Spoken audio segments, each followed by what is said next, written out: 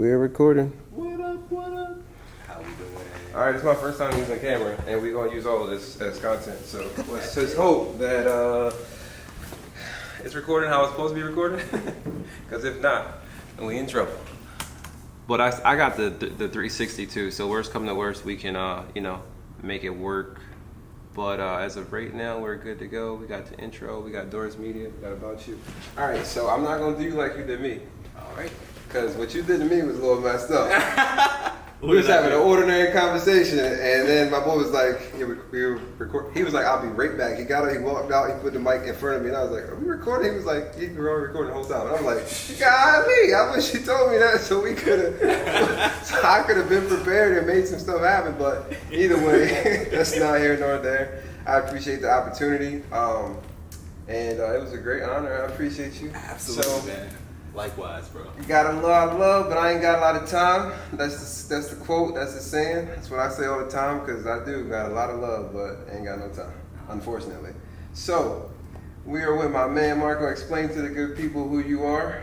What's your full name so we can get full names and nicknames? Go ahead. Marco Antonio Garcia. Marco Antonio Garcia. So, are you Spanish? Is that what's yeah, going my on dad's here? Mexican, my mom's black. Okay. Yep. And you were born and raised in Cambridge, Georgia County? I was born here the last year they were delivering babies, 94. 94. Was that Easton or Cambridge? Cambridge. Yeah. Dang, so that means Rest in peace to that. Yeah, right. So that means technically I was born in Cambridge too, right? I mean, I thought it was Easton, but learn something new every day. Yeah, they used to do it here, and then they cut it off in 94. 94, jeez. So you're getting a little old, man. Absolutely. How you feel about that? Oh man, 30's coming. It's fun. That dirty 30? Yeah. Is that this year coming up? Oh yeah, next 2030 year. Next year, yeah. I turn 29 in like a month, and so. Nice. So what is your zodiac sign since we're talking about birthdays? Gemini. What is your birthday? June 15th. June. Oh, that's coming up too. Man. Very Gemini. Very Gemini. So what are the traits of a Gemini? Nosy, talkative. I don't know. Mercurial, they say. Gemini is ruled by the planet Mercury, so whatever that means moving a lot of movement. Good. I don't know. I don't know too much about the zodiacs, but I rep the Gemini hard. Gemini game. That's why I'm asking you. That's pretty dope, though. So since you said nosy and talkative, that is a perfect transition to what you love to do. Exactly. Right? So I don't want to dumb your great life down, so I'm gonna let you explain to everybody what is it that you do. What is it that you do? What are the aspects of it? And because I know you wear multiple hats, just explain to the people all those hats that you actually wear. I think that that's pretty much it. Being nosy and talkative. My grandma used to always say that. She would always say, "Hey, you like to talk a lot, and I never have to like fake being curious about anything. I'm just a naturally curious person. Right. I love talking to people. I love learning new things, learning new skills. So I like to doing a lot of stuff, having a lot of things going on. I don't know. I work in radio. I work at the library. Paint. I'll be bartending here at the Art Bar. At the Art Bar. Make sure y'all come drinks. out to Dorchester County, Cambridge, Maryland, and check out the Art Bar. Yeah, man. Mr. Jermaine has done a phenomenal job. I ain't telling you that we buying the block, but Mr. Jermaine doing a lot. He got like 4 or 5 buildings down here. And if you don't know, now you know. Dorchester County is home of Harriet Tubman as well. So he has the Art Bar. He has an ice cream shop down there. All this beautiful painting. If you stay tuned and check it out after, I'll throw some photos up of all this great painting. It's all available. It's all for sale, first of all. Let's just let that be known. And it's just great cultural people doing great cultural things for America, bringing the light into Dorchester County. So you said you bartend down here. Yeah, man. You bartend at the Art Bar. You work at the library as well. Yep. That has to be interesting. Yeah, it's cool. I've been there just coming up on a year now. So I work in the circulation department. So I didn't go to school to be a librarian. Okay. But it's been really dope. As we were just speaking off air about, sticking out in the workplace. And so I just recently at MLA office of the American Library Association. And so, that's cool. I think just finding that sense of community and sense of fellowship. And I love what you mentioned you and your mom were talking about the light. I think that's a big thing in all of those different fields is going after the light, being where the light is, and trying to share that with other people. That's what I always say to people, thank you for sharing your light, thank you for sharing your time. I think we all have a light that we can give out to people, even if we don't feel it. And sometimes talking to other people can help you find that within yourself. Absolutely. That is our goal here at Purpose Media, is to bring the light to everybody's situation, because like you just said, a lot of the time we all have great things happening in our world, in our environments, but if we're not a celebrity, we don't get that light. You know what I'm saying? And especially when you're from a small city, and we're not as privileged as others to have the following or the finances to get us over that hump. We have great people that want to help us out. Mr. Jermaine is one of them. Mr. Jermaine is hosting us, allowing us to host the podcast at his great establishment, and he has multiple freaking rooms that can allow us to, showcase his greatness, but also our greatness. So even though we're interviewing, this right now is going to hopefully touch hearts and souls, and in return, I'm going to be giving Mr. Jermaine publicity. I'm also going to be giving my guy Marco publicity. We're going to get to his radio soon, but at the end of the day, it's just bringing, I guess, greatness and camaraderie all over, just to allow others to shine their light through all of us. We all have different followings, and this is a great way of, the light that's being shared. Absolutely, and connecting. Absolutely. UNLT1. All right, so we're going to do a little sidebar. So the library is cool. You like to paint. What do you think your, I guess, what is your greatest painting that you've ever done? Oh my God, I don't know.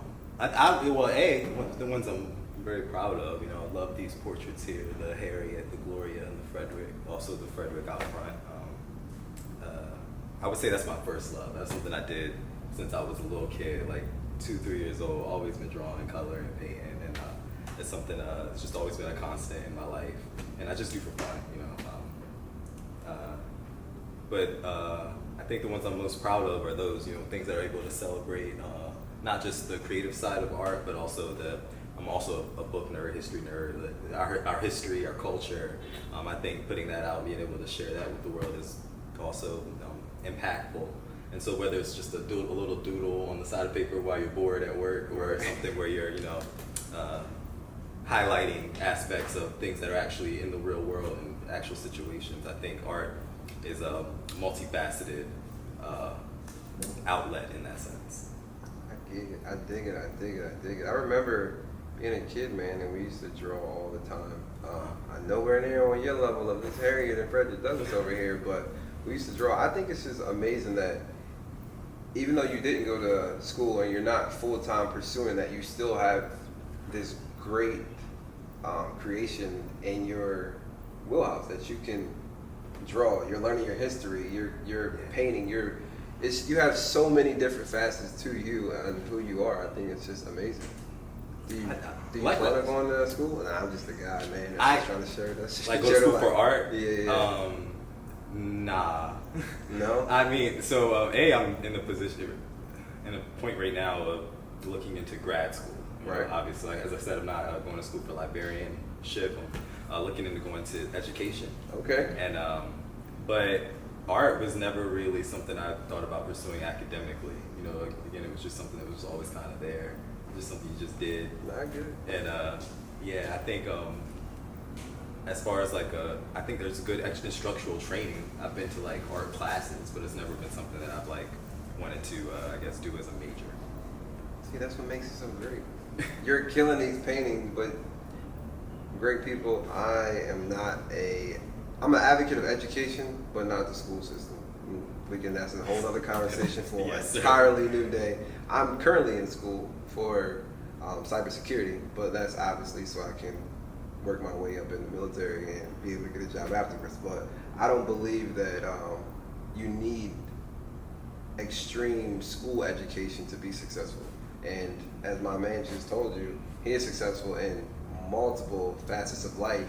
And this painting right here clearly looks like he got a degree. He's been doing this for somebody, and making a lot of money off of it. But that just goes to show that you don't even need that. You have other stuff that you're pursuing, and this art is just part of it, part of your greatness. I think school. I'm a big fan of lifelong learning. That's Ruth Clint Daniel used to work at the Board of Ed here. I adopted that term from her. But I think I would always like to be in class studying something. I think It's always great to be learning a new skill, even or just refreshing on skills that you may already have. I think lifelong learning, staying at it, staying in that practice of not only it keeps you on a routine and giving you deadlines, but staying in a space where you're uncomfortable, you're learning something new, again, a space where you're doing something that you might. Darts Radio, we got 10 years freaking strong, 10 seasons is what you said, 10 seasons. And how does that work? You just host it on? It's on 101.5. Okay. Going to be 97.1 in July. We just got bought by NPR last year. Dope. That's actually how I got into it. You know, I had applied to an NPR internship when I was in college, and they told me I needed to get on-air experience. And in Salisbury at SU, there was no talk show on our radio station. It was all like music curation, and so I had to make a show. And then I pitched it as a week-long project for one of my anthropology classes, and it was supposed to, not a week-long, 15-week long. It was going to last for the semester, and then I'm still doing it. So that's literally just how it happened. That is dope. That is dope. I would never thought that would happen that way, but that is dope. So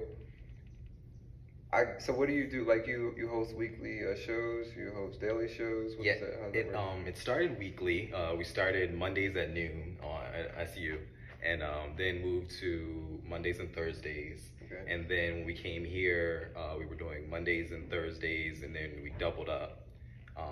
So now it's two new episodes a week, and that's a weekly talk show. Like I say, Doris is an avatar for the community. So when you come on, you're Doris, and we just talk about. I pitched it originally in school as anthropological research, and so it's about getting a sample size, a little sample selection of the people here in the community, and showing who we are by these little microcosms of conversations from people who are here and doing stuff. And out of that, we branched into some other shows like the political show Town Hall, which is just geared towards creating transparency within the local civics, local city administration, and things that are going on. And there's there could be quite a divide between the information and getting it to the people. And so that show is meant to serve as a bridging the gap of that information divide.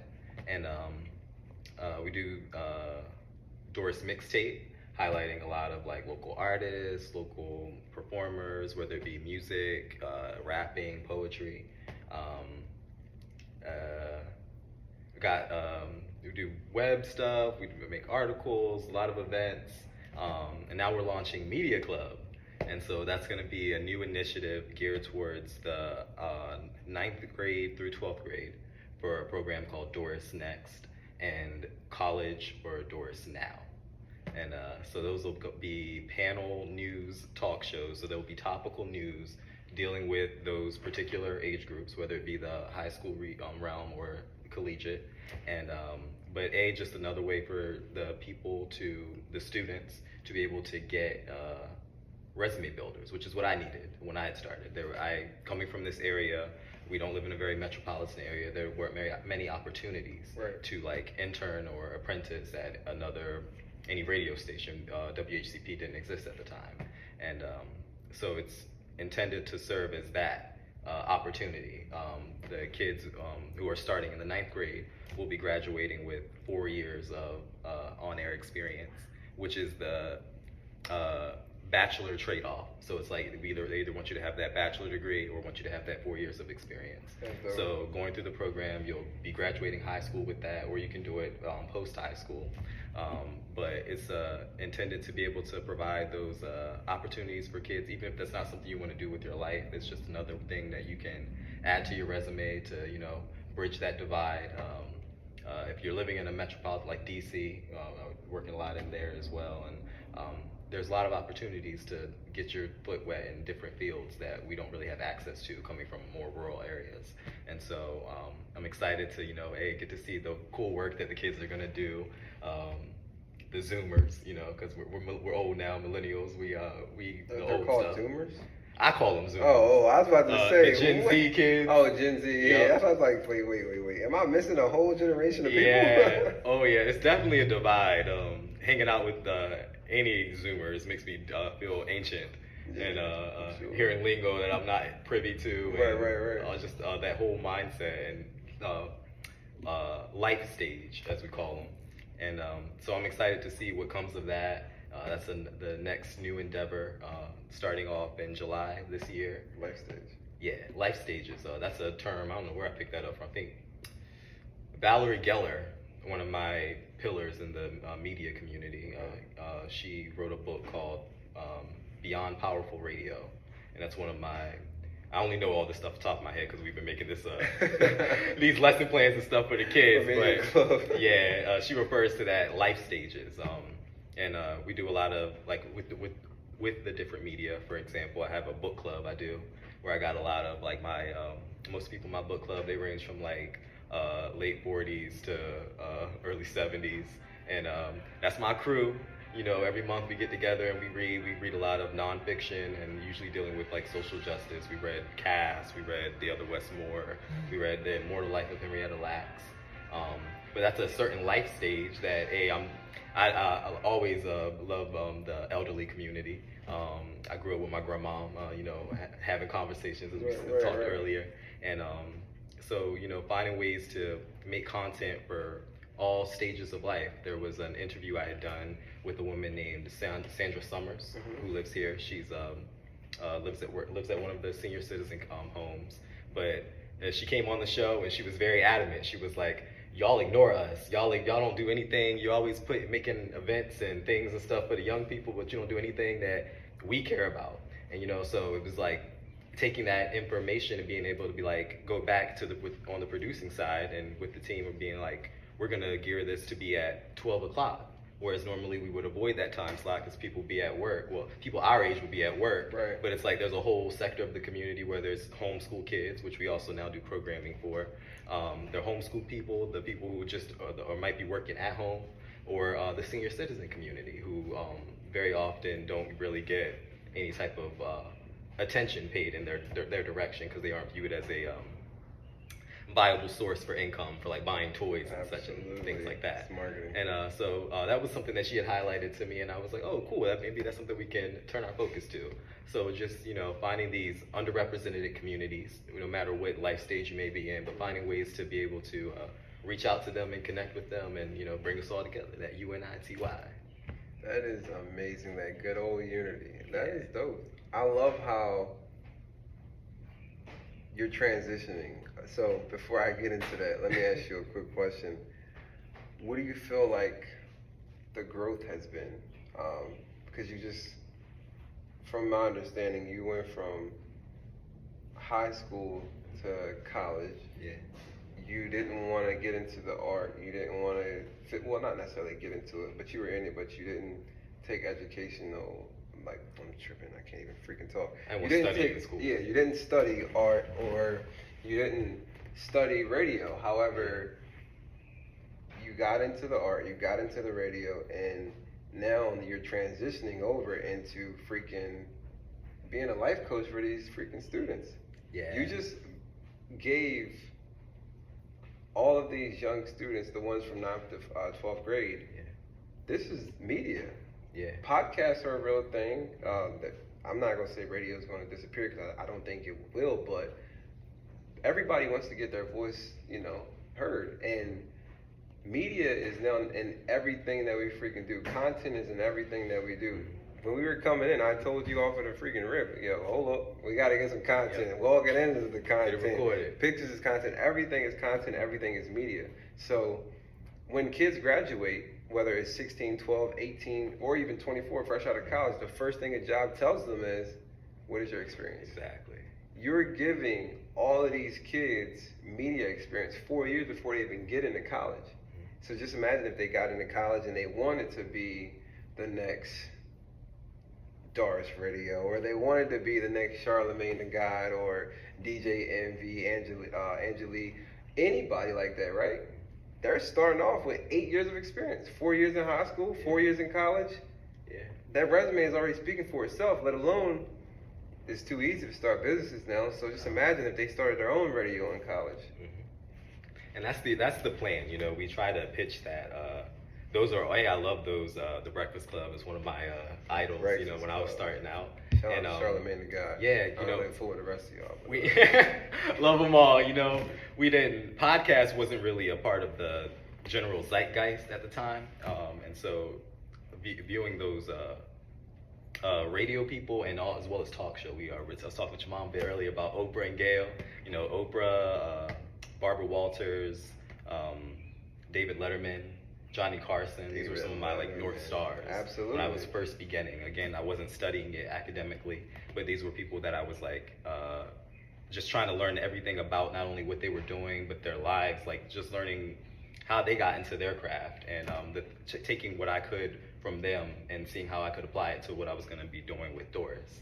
And with now the being in the podcast realm, and there's all these new, I call it a new frontier. It's like there's this new undeveloped medium where there's the possibilities haven't really all been figured out yet. And I don't view radio as gonna die. You know, they say video killed the radio star. Mm-hmm. You know, it's always around. There's an audience for that, but I view them, they're all separate audiences. And you know, I think it's about coming at it from a multifaceted approach. It's another coined term from these lesson plans I've been making. Absolutely. But someone else who became a North Star as I was going along was Issa Rae. I've quoted her a dozen times now, saying we're in the age of the multi-hyphenate, where you can't have just one specific area of expertise. You have to be able to exist and operate in multiple in order to really get ahead. So that's where that whole multifaceted approach comes through with the Media Club. It's about, being not so, I say being in, not of. Be able to operate fully within a specific field or profession without being of it, without internalizing those rules or mores of that specific field. I work in radio, but I don't consider myself to be a radio personality. I'm a person who does radio. And it's not, I refer to a lot, I'm a theater kid. I was definitely that, I refer to back of house, front of house, in the wing, center stage. I use that type of terminology in media because that's what I'm accustomed to. And, I call things, I'm like, hand me that thingy over there. I don't know what that thingy is. I'm not trying to be the most inept with the sound or the audio. I think it's about pulling a little bit from all those things and finding out how they can work together and how you can exist in that. And so being in, not of. Being in, not of. I love that. I'm gonna have to use that quote later on. Just glad you know. Awesome, man. Go I love how you just transitioned through all of that. But you did say something that stuck. Well, you said two things that actually stuck out. But let's just hit on one. So being that you were a theater kid and you didn't physically go the theater route. Oh yeah. Does that mean that we have a young actor on our hands? I love acting. I did community theater in school all my life, from little kid, all past high school, past college, done a lot of work with the local theater troops here. Last year I was in Legally Blonde, the musical, at the Avalon Crashbox Theater. I was just recently, I played Reggie in Foolproof. That was a 10-episode series written by Tori Paxson. I did a lot of community plays. I mostly did small parts. I worked a lot with set design, set production. So getting to do like costume design, getting to play with like all the different clothes. Hey, I love fashion, love clothes. Right. So getting to like to create characters with the stuff, it's the whole process of theater is something I love. Again, being a Gemini, I tend to be in my head a lot, and so I like the live aspect. I love being like, I'm not able to think about anything really. You don't have time to think about it because you just have to react. They just like the people, they'll just shove your ass out there when it's time to go and your part come up. You just gotta kind of be in the moment, and it's like I love that. I love that live aspect. When I first started doing radio in Salisbury, it was all live, and so I had never actually even heard the show at all until I came to Cambridge, and that for me was super uncomfortable. I'm like, oh my god, like I said like 50 times, like I don't know, it's like things I had never noticed before because I didn't have the opportunity to notice it. But that's great though. Yeah. I don't mean to cut you off, but that's great, right? Because what I've learned in my little process of recording myself, I actually had a gentleman tell me the other day, your videos are actually making you're growing with your videos, you're evolving, you're learning, you're becoming a better speaker.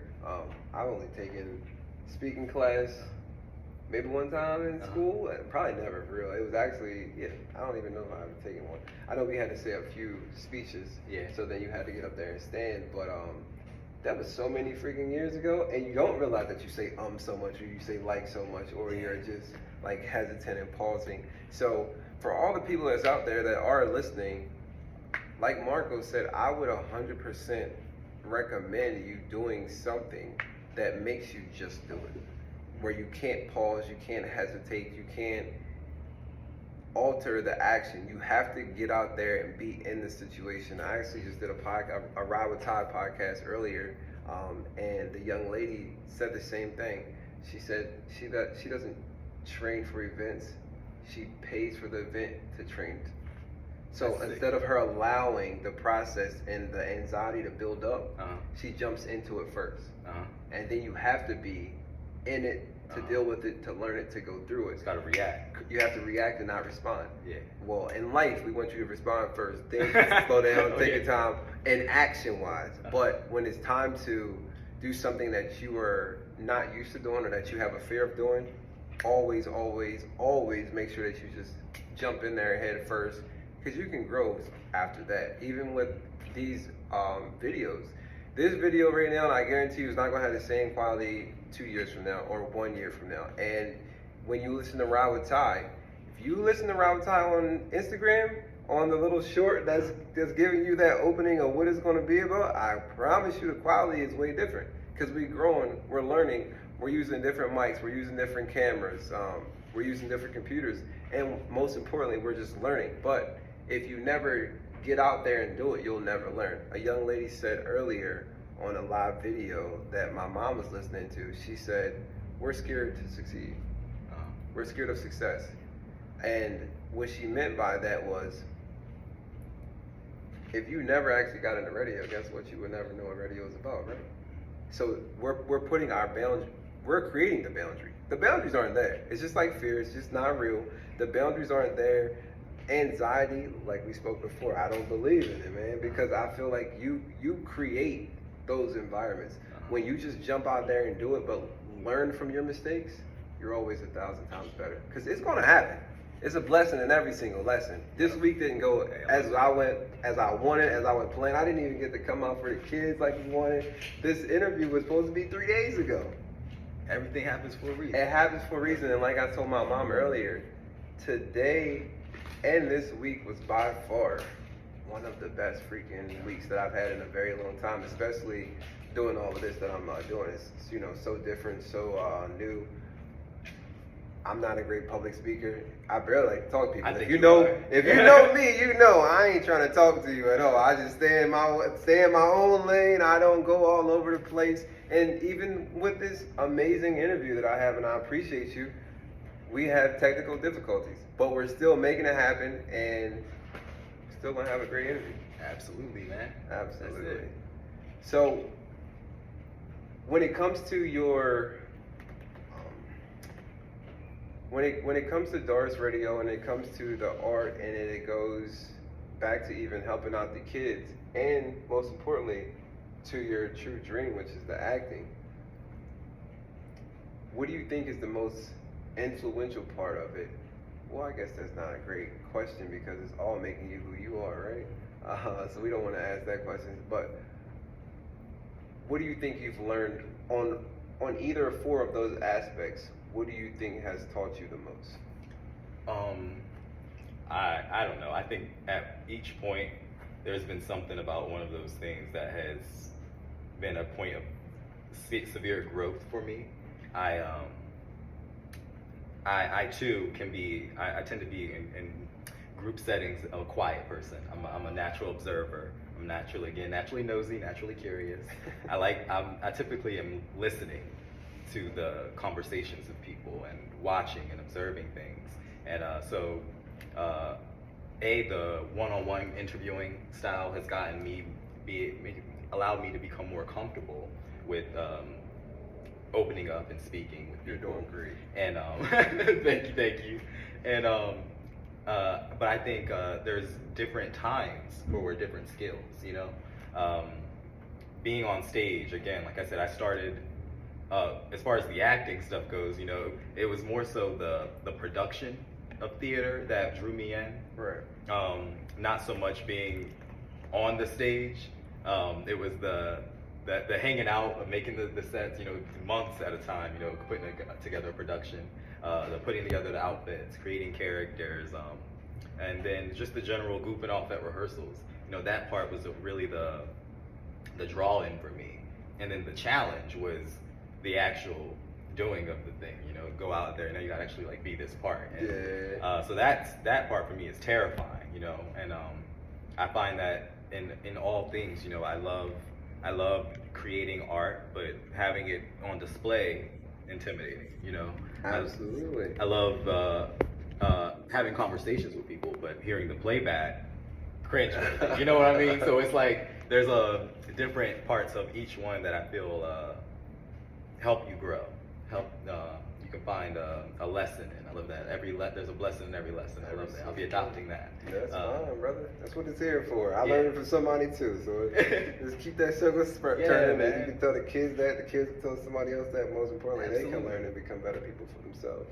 Yeah, I think, and that's what I think it's all about. You know, sharing that knowledge, learning something new, putting yourself in a position to be able to learn something new. You know, sometimes we can get comfortable in our routines, the routine of life, and so I think it's good to be intentional about breaking routine. I generally don't like monotony in general, so I am always typically trying to like switch gears, do something different. I'm like, all right, I just did a new podcast series. Now let's go do a mural. That's the millennial in you, though. Yeah, honestly, bouncing around. Absolutely, there's nothing wrong with it. But I feel like sometimes I feel like I'm that person, and I know a lot of people that are that same way.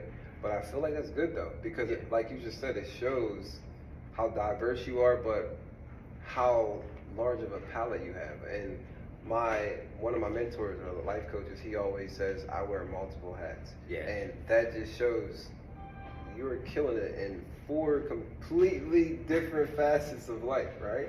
But at the end of the day, it's still working and you're still able to assist others, make others better, but most importantly, take care of you. Yeah. And learning from others. You know, and learning from others. Correct. So I have 2 questions for you. So you did say one thing about you don't think radio's going away, right? Mm-hmm. But you feel as though there's just different audiences, but you were saying how I can't remember the young lady's name. So you were speaking about Issa Rae, and what did you say about her? She has a quote that I love. She says that we are living in the age of the multi-hyphenate. This was around 2015, around the time I was starting Doris. So, you know, doing all that researching the Johnny Carsons and the Oprahs, and like, you know, that our traditional media pioneers, and learning all of that, the history of it, but then seeing how that can be applied to today. And for that, I look to the Charlemagnes and the Issa Raes, who at the time was transitioning from her doing a web series on YouTube with Awkward Black Girl, then writing a book like with Purpose here, and then doing a television series, getting picked up by a network, which that went down, and then she eventually got the show on HBO, Insecure. And, right, that's what it is, Insecure. Yeah. So what I was going to pivot off of that was, I'm not sure how familiar you are with the Warriors, but Draymond Green has not said those specific words, but for all of my sports fans, you will love this portion because Draymond Green said something very similar. He said this is the age of new media. And so many people, and I mean Skip Bayless, Stephen A. Smith, Woj, all these older people. I don't know if my man Shannon said something. Shannon Sharp. We love Shannon. He probably said something crazy too. But the moral to the story that piggybacks off of what Issa Rae said, it's just new media. And as you know, Draymond is a professional athlete. Yeah. Draymond literally just played in the playoffs against LeBron James, right? But after all of his games, he's going back to his hotel room and he does his own podcast about what happened in the game. And about the other games that's going around. So he's not physically speaking about the other games until he watches them, right? But he's bringing it to you from a player's point of view. And no matter what they'll say on all these levels, I believe she's on a great point because in basketball, period, not speaking for any other sports, but I'm pretty sure Draymond started his podcast in like 21 or 22. But I've seen since 2020 to 23 right now, an abundant amount of athletes playing and go right on ESPN and talk. Yeah. Or if they don't make it into the playoffs or championship, whatever's going on, they're on there talking. That never was a thing. And then we can also pivot from that to Pivot the Podcast or I Am Athlete. These are gigantic podcasts that are ran by great football players, professional athletes who are now doing exactly what the Stephen A. Smith's doing, the ESPNs, the FS1, all these gigantic networks are doing, but now they're making their own money. But most importantly, they're giving you a different point of view. Yeah. It's not getting depicted and destroyed or devalued by the great gigantic networks. This is their view. You come on there, you say what you want. If you want to cuss, you want to do whatever. But then that has also transitioned to the hip-hop life, pop life, R&B life.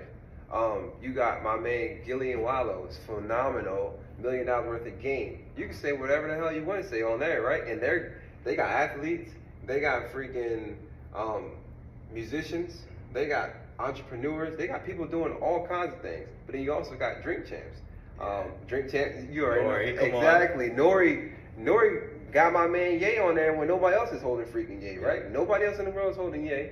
And then again, you transition off of even their light to Purpose. Yes.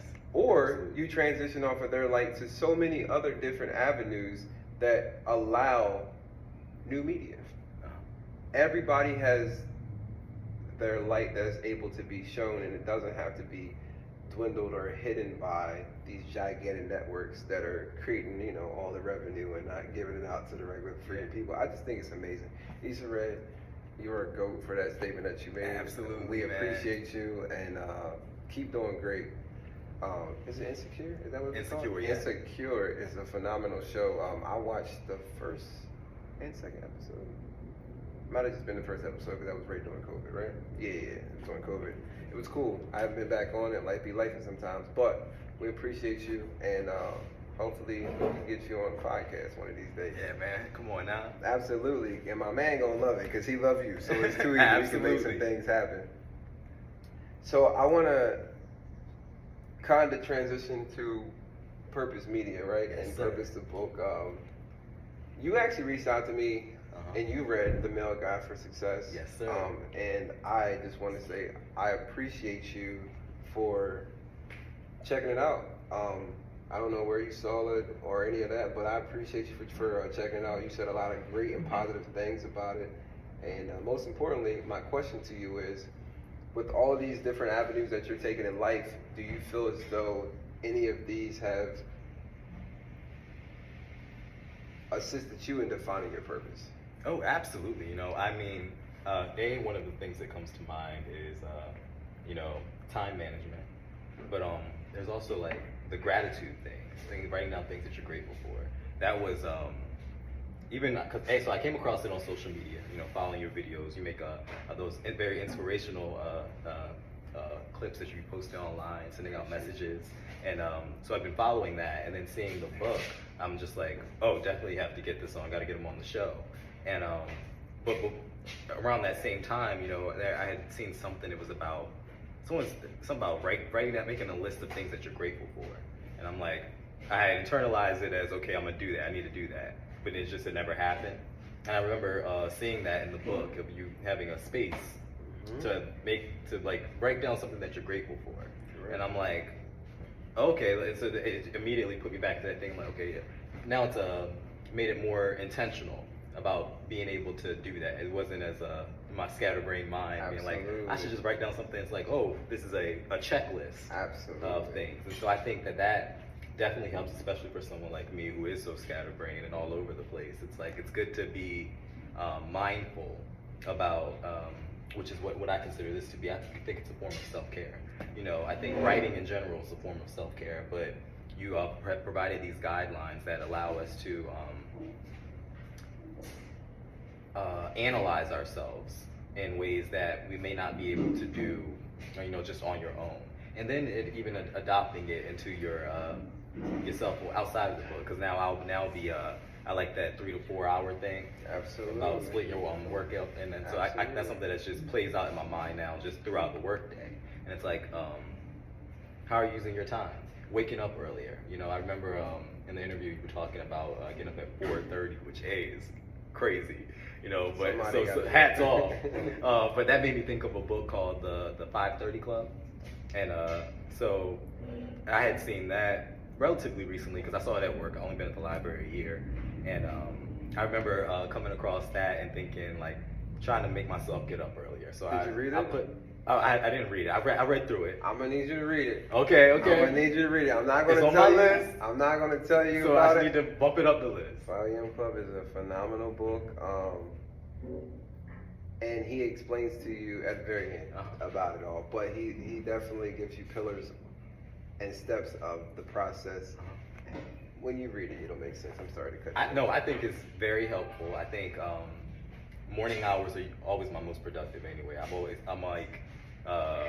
I'm always up early in general. I worked at a bakery for 8 years. You already know what it is then. Crack, like the sun ain't even up there yet. You're nowhere near. You gotta have them donuts and pastries ready. Yeah, I was there a long time. Shout out to Bay Country Bakery fan. Love them.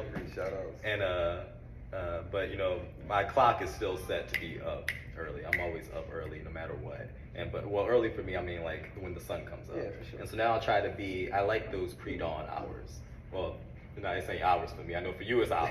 For me it's more like pre-dawn 30 minutes. That's fine. But I find it to be there's a lot of, we spoke on clarity. I think there's a lot of clarity that is available that you're able to access when you haven't gotten into the day yet. Peaceful.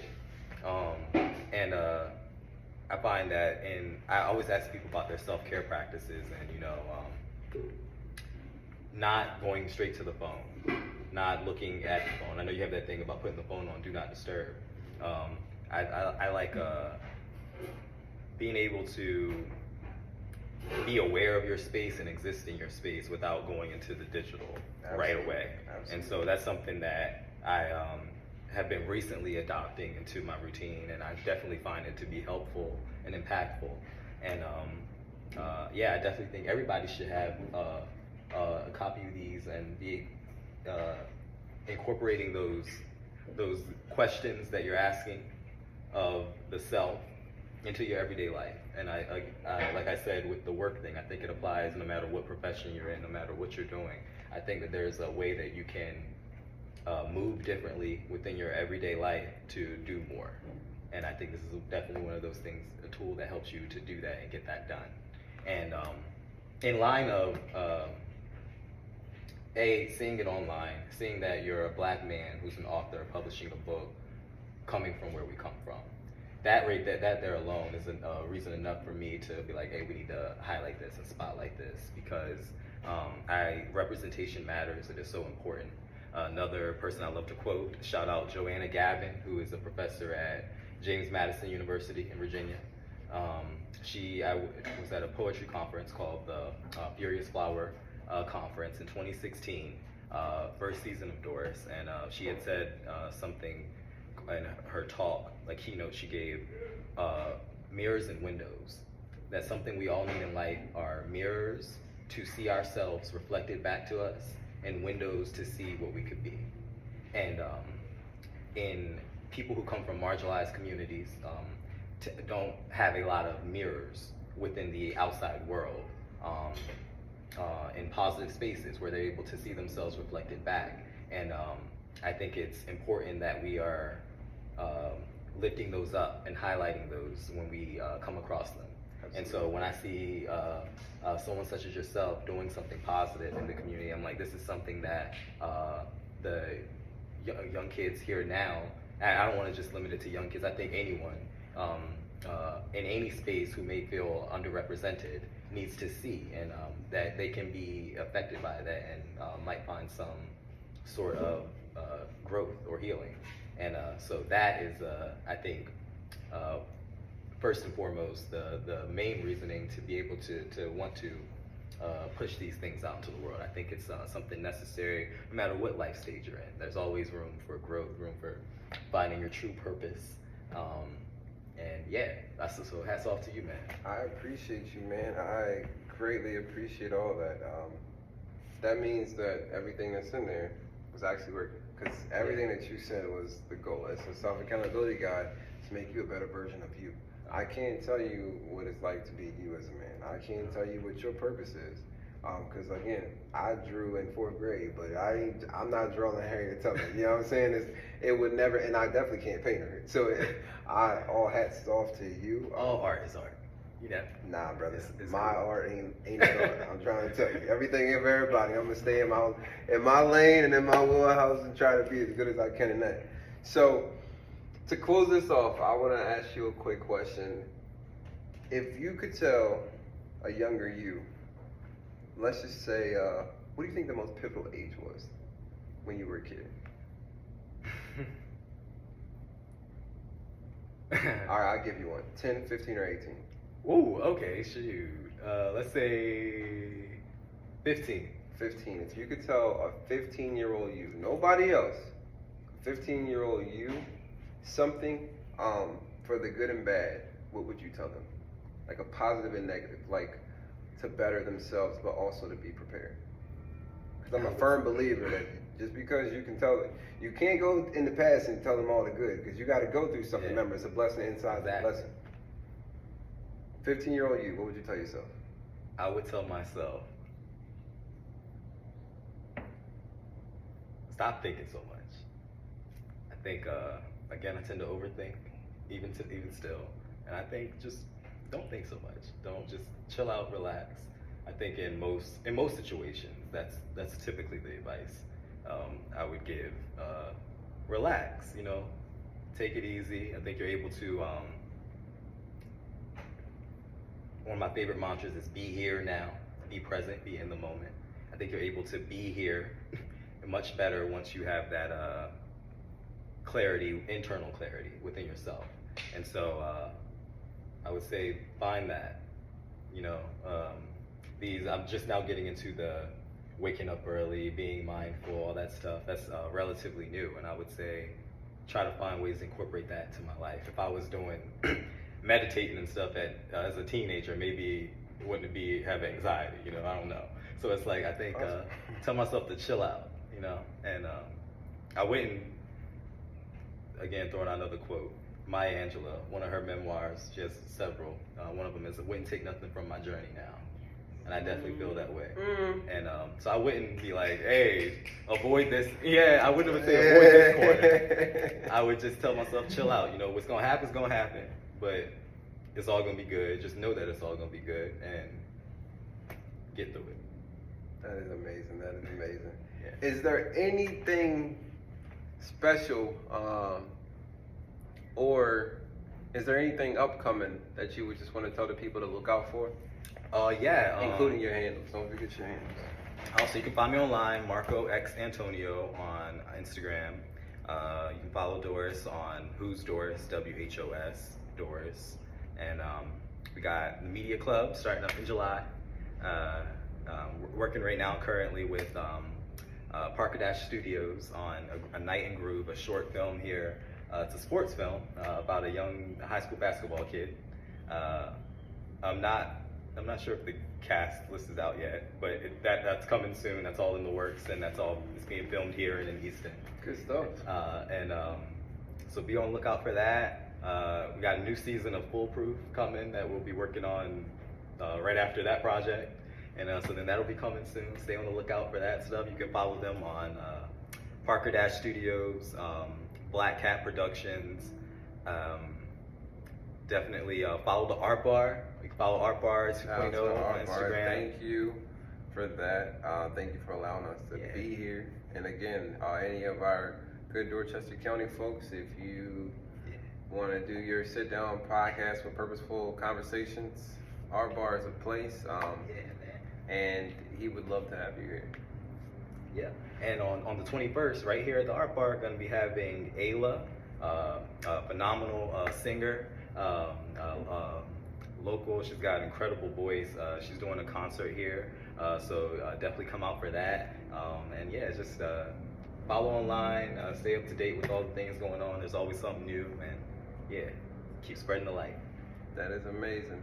So, you already know the saying. I appreciate all y'all for joining, and as usual, be you, be true. Let the universe do the rest. And my man, I appreciate you. I appreciate you, bro. Hopefully I can wear a suit next time we got this podcast, so I can be as clean as my man. It's fly. And we can make some great things happen. But as usual, be you, be true. Let the universe do the rest. And it's just like that. Thank you, bro.